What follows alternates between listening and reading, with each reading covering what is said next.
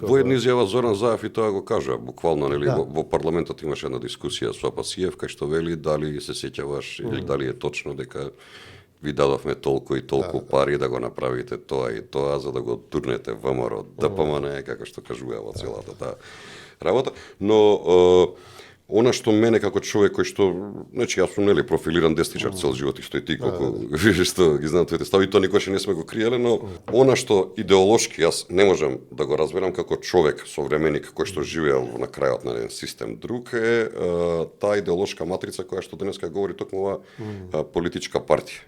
Кој им е дол на нив? Енвер Хоџа, Слободан Милошевиќ, Јосип Брос Тито ги потребуваат истите флоскули, истите изрази како во комунизмот, Централен комитет, Политбиро, и се однесуваат исто како нив.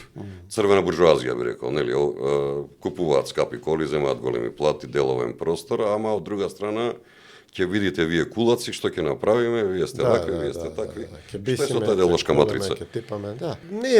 Не мислам дека има некоја идеолошка конзистентност, повеќе театар, начин како да придобијат повеќе луѓе да кликнат на видеата. Види, имаше објективно, реално имаше големо незадоволство кај македонците во мандатот на Заев. И сега ВМРО кој што беше под страшен притисок со апсење, со прогонство, кој што не го гледавме пак кај другиве опции, нели, на левица. Чудно. Флакно од глава не им фалеше во тој период.